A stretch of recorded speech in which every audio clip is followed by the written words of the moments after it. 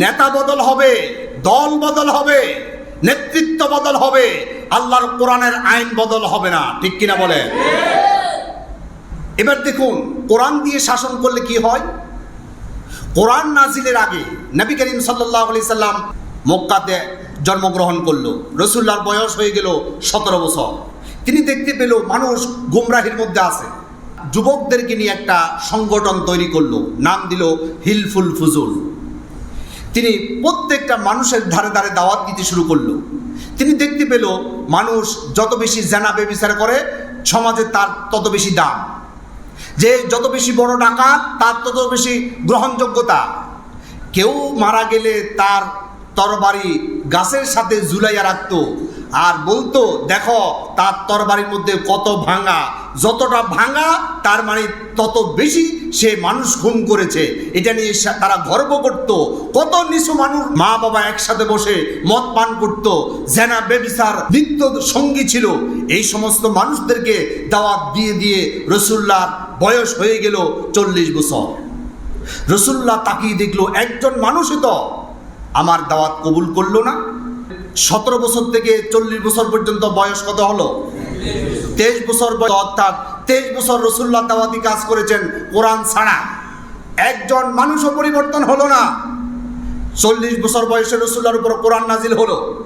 কোরআন নাজিল হওয়ার পর রাসূলুল্লাহ সাল্লাল্লাহু আলাইহি সাল্লাম আবার ঘুরে দাঁড়ালেন, আবার কোরআন হাতে নিয়ে এবার মানুষকে দাওয়াত দেওয়া শুরু করলো।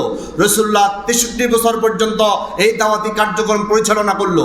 তাহলে 40 থেকে 63 পর্যন্ত কত বছর? 23 বছর। আগে 23 বছর কোরআন ছাড়া রাসূলুল্লাহ একই মানুষ, একই জায়গায় একই দাওয়াত দিয়েছিলেন, কেউ পরিবর্তন হলো না। কিন্তু কোরআন হাতে নিয়ে রাসূলুল্লাহ 40 থেকে 63 বছর পর্যন্ত দাওয়াতি কার্যক্রম পরিচালনা করলো। দ্বিতীয় 23 বছরে কোরআন থাকার কারণে, কোরআন দিয়ে সমাজ, পরিবার, রাষ্ট্র পরিচালিত হওয়ার কারণে আল্লাহ রাসূল সাল্লাল্লাহু আলাইহি সাল্লাম হিসাব করে দেখলো গোটা পৃথিবী পরিবর্তন হয়ে গেল। সুবহানাল্লাহ। এখন মানুষ দরজা খুলে ঘুমানোর সুযোগ পাচ্ছে। খুন নাই, গুম নাই, হত্যা নাই, রাহাজানি নাই, মদ নাই, জুয়া নাই, ইয়াবা নাই, কোনো বাবা নাই, সব বাবা পালিয়ে গেল, আল্লাহর বিধান কায়েম হয়ে গেল। সুবহানাল্লাহ। তাহলে এই কোরআন দিয়ে শুধু কি নামাজ চলবে, শুধু মসজিদ চলবে, আর কিছু চলবে না? সব চলতে হবে।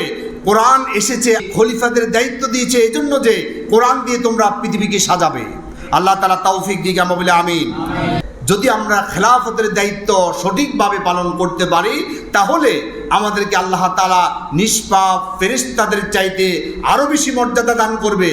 আর যদি আমরা খেলাফতের দায়িত্ব সঠিকভাবে পালন করতে না পারি, সুম্মা রাদাদনাহু আসফালা সাফিলিন, সমস্ত নিকৃষ্ট সৃষ্টির চাইতে আরো নিকৃষ্টতম স্থানে আল্লাহ তাআলা তাদেরকে ফেলে দিবে। নাউজুবিল্লাহ। সর্বশেষ কথা হচ্ছে, যারা দর্জি তাদেরকেও খলিফা বলা হয় কোনো কোনো জায়গায়। আবার যারা সুন্নতে খতনা করায় কোনো কোনো অঞ্চলে তাদেরকেও খলিফা বলে। আবার পীর সাহেবের মুরিদদেরকে আবার পীর সাহেবে খেলাফত দেয়, আবার তাদেরকেও খলিফা বলা হয়। এই ধরনের কোনো খলিফা নয়। তবে একটা উদাহরণ নেওয়া যেতে পারে এরকম, একজন পীর সাহেব যখন তার কোনো মুরিদকে খেলাফত দেয়, খেলাফতটা টিকিয়ে রাখার জন্য পীর যেভাবে জিকির করে খেলাফত প্রাপ্ত মুরিদ সেইভাবে জিকির করে। পীর যেভাবে টুপি পরে ওই মুরিদ সেভাবে টুপি পরে। পীর যদি লম্বা টুপি পরে ওই মুরিদ লম্বা টুপি পরে। কারণ কি? খেলাফতের দায়িত্ব ধরে রাখতে হবে। পীর সাহেব যদি 5 কল্লি টুপি মাথার দেয়, মুরিদও 5 কল্লি টুপি মাথার দেয়।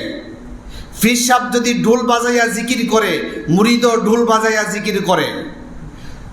পীর সাহেব যদি লম্বা জামা পরে, মুরিদও লম্বা জামা পরে। পীর সাহেব যদি কলারবিহীন জামা গায়ে দেয়, মুরিদও কলার ছাড়া জামা গায়ে দেয়। তার মানে ওই মুরিদ পীর সাহেবের খেলাফত ধরে রাখার জন্য হুবহু পীর সাহেব যেভাবে করে সেইভাবে অনুসরণ করে। আল্লাহর খেলাফত যদি মানুষ ধরে রাখতে হয়, টিকিয়ে রাখতে হয়, আল্লাহ যেভাবে কোরআনের আইন দিয়েছে প্রত্যেকটা সেক্টরে আল্লাহর কোরআন দিয়ে সেভাবে শাসন করে আল্লাহর খেলাফতের দায়িত্ব ধরে রাখতে হবে। ঠিক কিনা বলেন?